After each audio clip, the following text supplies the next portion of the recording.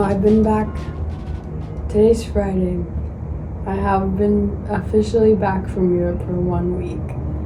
And it's been so good, and I've just been gaining so many insights. And, as you might know, I'm super big into meditation and tapping into my power and just creating the best reality possible for myself, because that's what I'm here to do.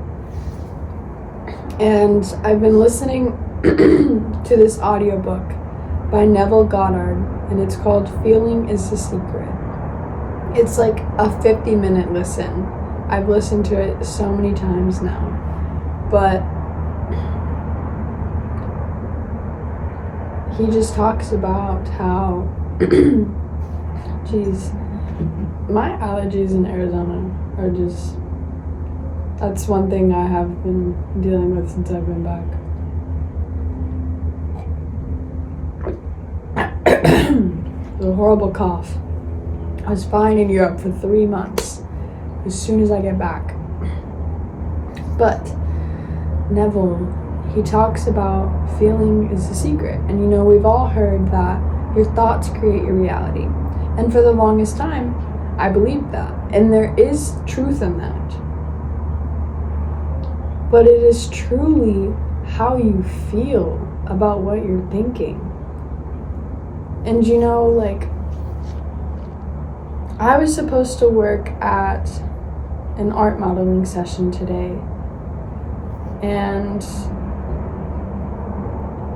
it kind of fell through last minute.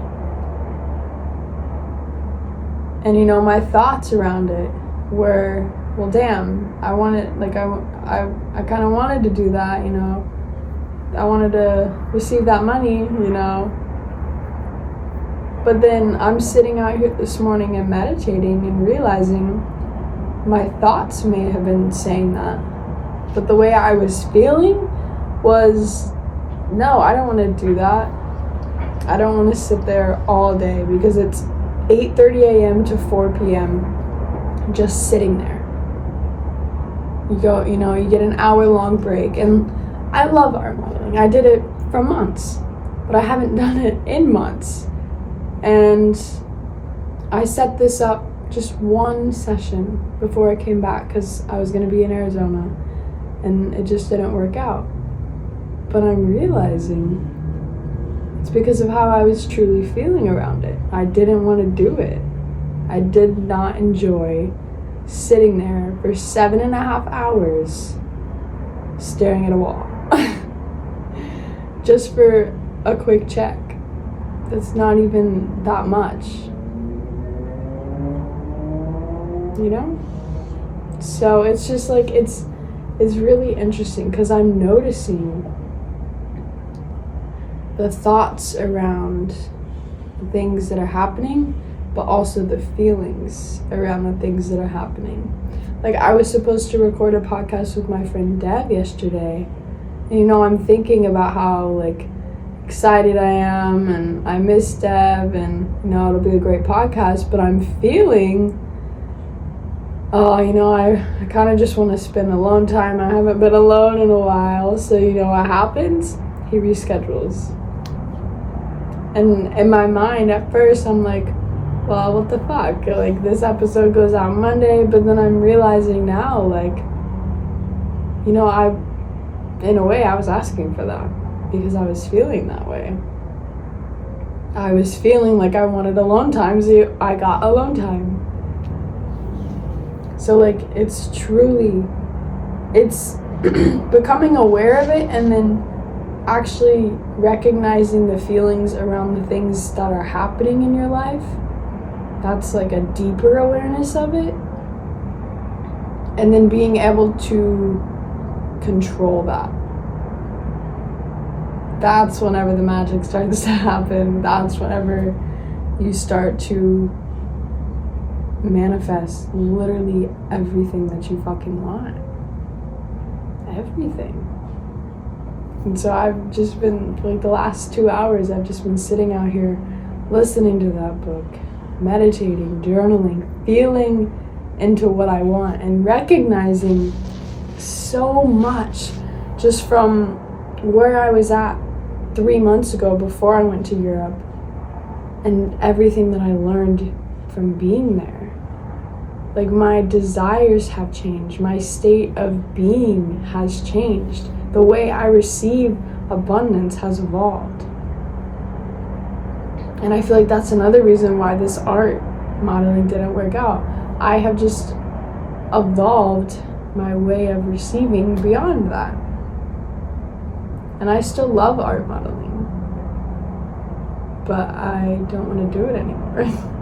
I have just evolved past that, because I only took like those long workshops for the money. I didn't enjoy them. And I don't need to do that anymore, because I have opened myself up to new possibilities and new ways of receiving and more abundance. And so I don't need to make myself feel bad just to receive money, because that's not the energy I want to receive money in, you know? That's not what brings more money. That's what brings the struggle and the lack, is receiving money out of a state of negative feelings.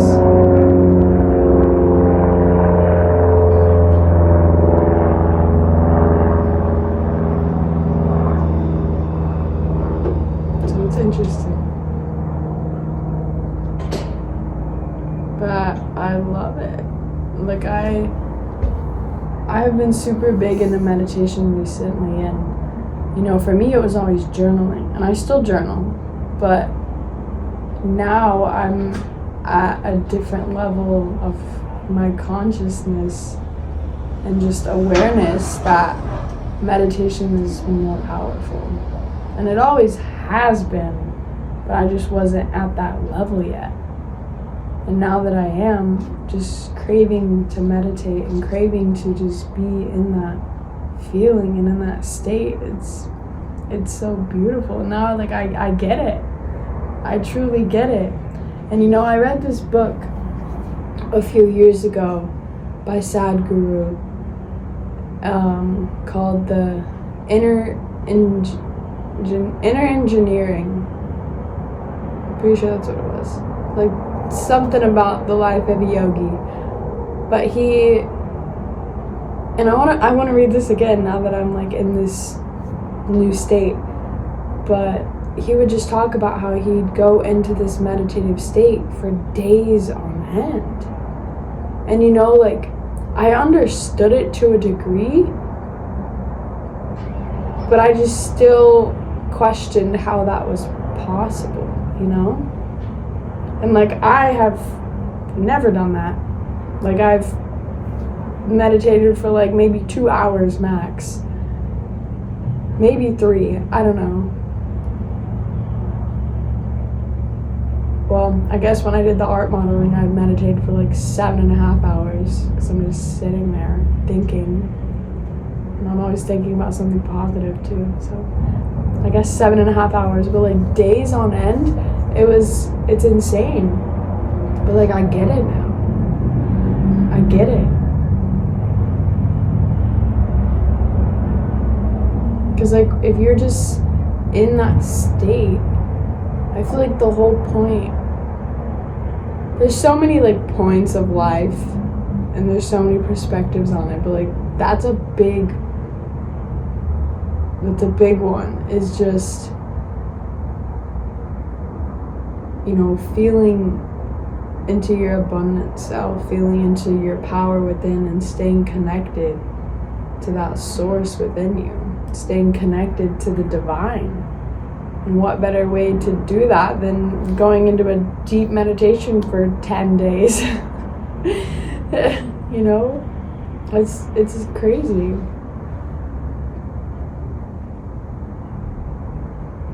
But it's beautiful at the same time. Like, the fact, like, I'm very intrigued by like monks and that whole way of life.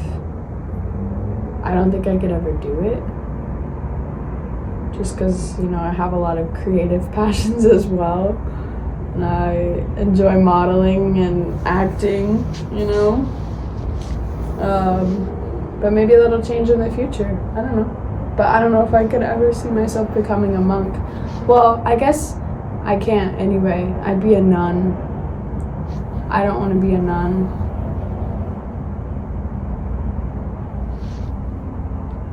I just recently learned that a nun was the female version of a monk.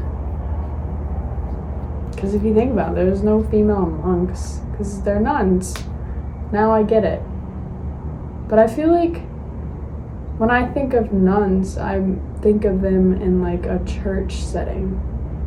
Like a more religious, not spiritual setting.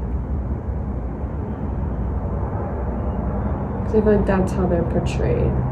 But when I think of a monk, like I think of somebody living in the mountains, diving deep into some spiritual, divine shit. Interesting. I'll never be a nun. But you know what? Okay, that's funny. There was this one time, Elijah and I, we went to Sedona, and this was like, we went on a little road trip. We were road tripping from Arizona to Washington, and just sleeping in his truck. The good old days. We're probably gonna do that soon. But we were just like at this park, it was just morning, brushing our teeth, using the bathroom, and he goes over to this like little area and like starts like working out, doing a little workout, and I'm just sitting in the car like brushing my teeth, and then this guy comes up to him. They ended up sitting over there talking for like an hour, and I'm just like, yo, what the fuck, because like I was in the car just sitting there waiting. I didn't feel like, I wasn't in the mood to go join a conversation. But then they walked back over to me, and apparently this guy was like deep into like spirituality and all of that, and he told me that I was just like a nun. And at first, like, he said that's the energy that I give off, and at first I was kind of like, the fuck do you mean I'm a nun? Because like I said, when I think of a nun, I think of somebody just like devoting themselves to like church or religion, and just like, I don't know. The only experience I've had with nuns is the shit that I see in movies, and that's not always the best.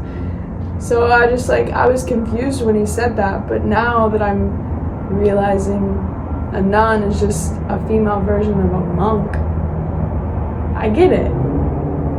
I get it. I could see it. Yeah. That's funny though.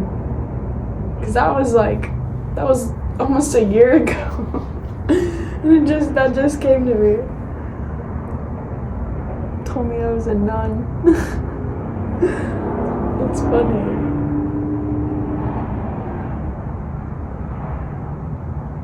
Yeah. Man.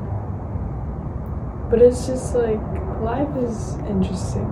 It's so interesting. And it's so weird, like, growing up. Because, like, people grow up, but that doesn't necessarily mean that their awareness and their consciousness grows with them. Because a lot of people are 6 years old and very unaware. They just have no self-awareness. But like, I'm growing up, and my awareness and my consciousness is growing with me. So it's so weird and interesting. Like, I'm 22. I just turned 22. And I'm more self-aware than half the adults out there.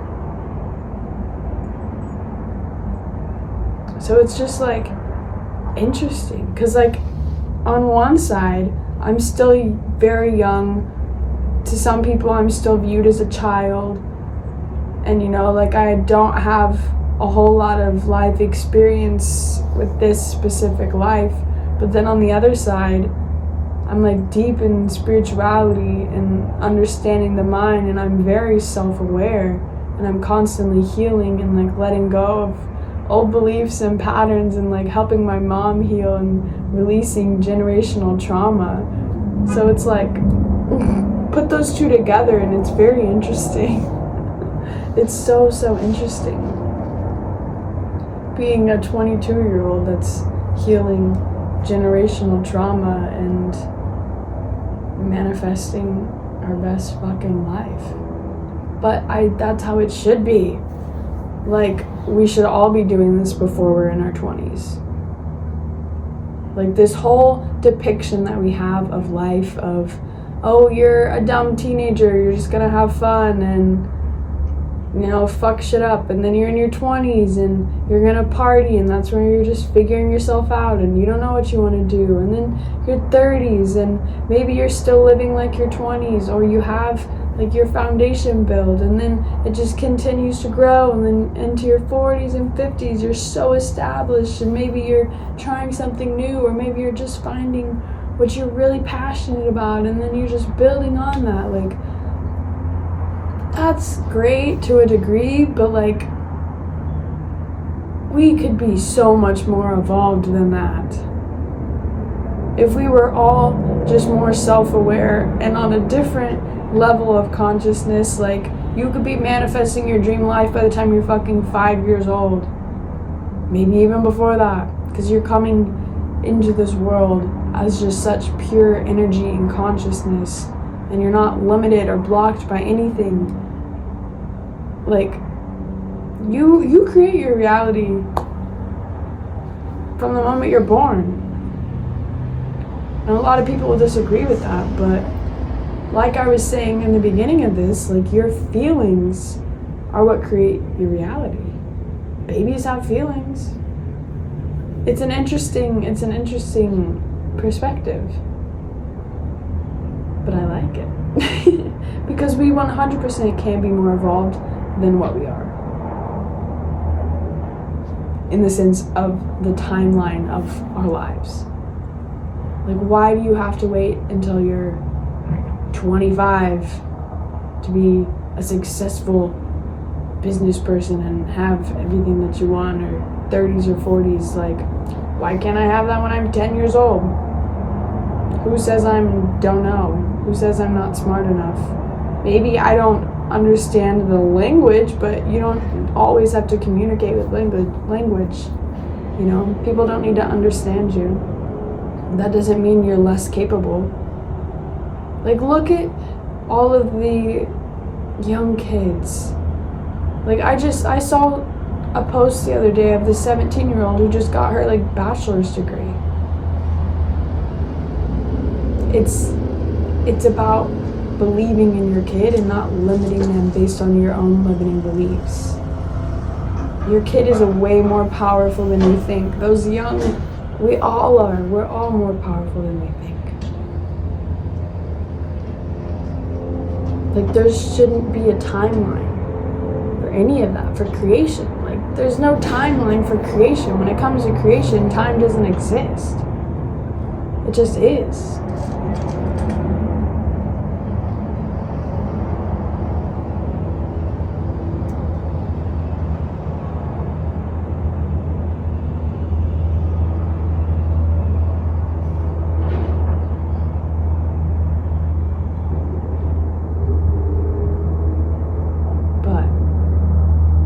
Grateful to be at this point now, still very young, because a lot of people, they either never come to this point or half their lives already over, and like, there's still nothing wrong with that, because like I said, creation has no timeline. So like, even if you become more self-aware and, you know, you gain awareness of the reality you're creating, you can still change that shit. It might take a little more effort because you have a lot that you're gonna need to let go of. If you're 40 years into this shit, you have a lot more than what I have built up. But I'm also, like, it's not just my stuff that I'm letting go of. It's generational shit. Like a lot of it. And that's something I still want to learn more about. It's something I'm still understanding, but even though I don't fully understand it, which I mean I do, but you know, there's still some questions. But that doesn't mean I'm not experiencing it. Just because you don't fully understand something doesn't mean you're not experiencing it. And I am 100% experiencing healing generational trauma, whether it's my mom's, my grandma's before then. There's a lot of pain and suffering and fear. And I'm grateful to be letting it go so I don't have to pass that on. I will not pass that on. I am that passageway. It's coming into me with fear and exiting me with love. And it's beautiful. Because I have truly watched, like, since being on this journey for myself, I have watched my mom heal so much. Because the more I let go and the more I forgive, it just naturally allows her to do that. And that's why forgiveness is so important. And you know, people will always say, like, oh, they don't deserve my forgiveness. It's not about them. It's about you holding on to that. Because by you holding on to that grudge or not forgiving, you're only damaging yourself. Truly. So just forgive. Let go of it. And that'll naturally allow them to. Because if somebody's holding on to it, you know, it's still out there.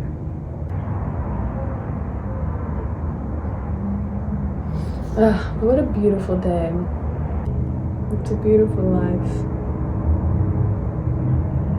I love having a podcast. And yesterday I just sat there and wrote a bunch of poems because I'm writing my poetry book. And I'm like actually freeing my mind in a way that my time and my day is becoming more free to do what I want, and it's not getting blocked by fear or worry or planning or figuring things out. Like, it's so unnecessary. I just wake up and I do what feels good all day. All day long. If I want to meditate, I meditate. If I want to go work out, I work out. If I want to listen to music, I listen to music. If I want to write poems, I write poems. If I want to work on my podcast, I do that. If I want to work on my blog, I do that. If I want to take a nap, I do that. If I want to sit there and stare at the ceiling, I do that. If I want to do anything, I do it. Because it feels good. And you know, if you feel good, you're connected to the source within. If you feel any negative emotion at all, you are not connected to your source within. And you are out of alignment. So my focus has been feeling good. Because when I'm feeling good, good things come. Because good feelings bring positive things. And positive things bring more good feelings. Yeah.